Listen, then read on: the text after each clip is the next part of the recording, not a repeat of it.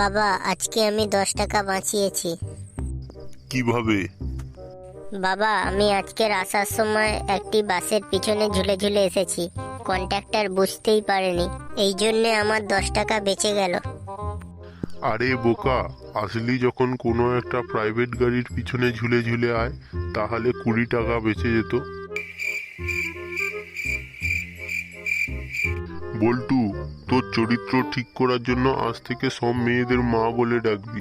বাবা, এতে তো আমার চরিত্র ঠিক হবে, কিন্তু আপনার চরিত্র তো খারাপ হয়ে যাবে।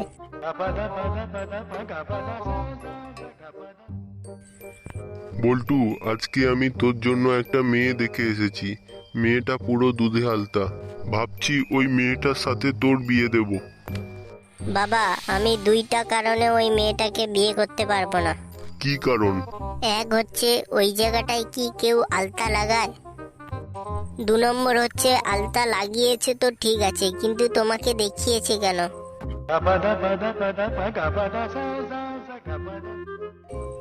আচ্ছা বাবা, আগে তো স্মার্ট মোবাইল ছিল না, তখন তোমরা জনি সিং এর মুভিগুলো দেখতে কিভাবে?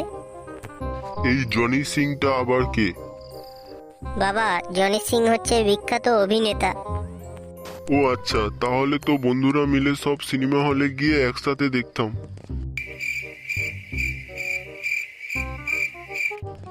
জানিস, আগে 10 টাকা নিয়ে বাজারে গেলে চাল ডাল সবকিছু কিনে নিয়ে আসতাম, কিন্তু এখন তো 10 টাকায় কিছু পাওয়া যায় না। বাবা, এখন যুগ পাল্টিয়েছে, দোকানে দোকানে সিসি ক্যামেরা বসানো আছে, চাইলেই কেউ কিছু চুরি করতে পারে না।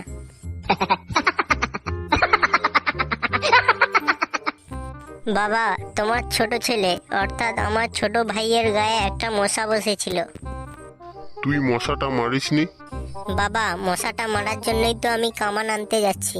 কিন্তু কামান কি হবে? বাবা, বাংলায় একটা প্রবাদ বাক্য আছে না, মশা মারতে কামান এনেছি, তাই। বল্টু, তুই নাকি লোকেদের গালাগালি করিস? আরে না বাবা, আমি তো একদম গালাগালি করি না। কিন্তু লোকেরা যে বলছিল তুই গালাগালি করিস। বাবা, এটা তোমাকে কোন পাগলা চোদা বলেছে?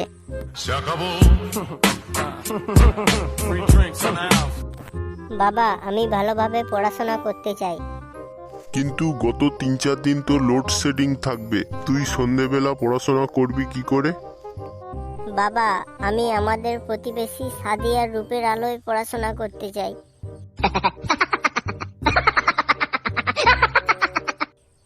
বাবা, আমি পরীক্ষায় ফেল করেছি। ও, তুই ফেল করেছিস? চ বাড়ি চ, এসব আলোচনা রাস্তায় করতে নেই।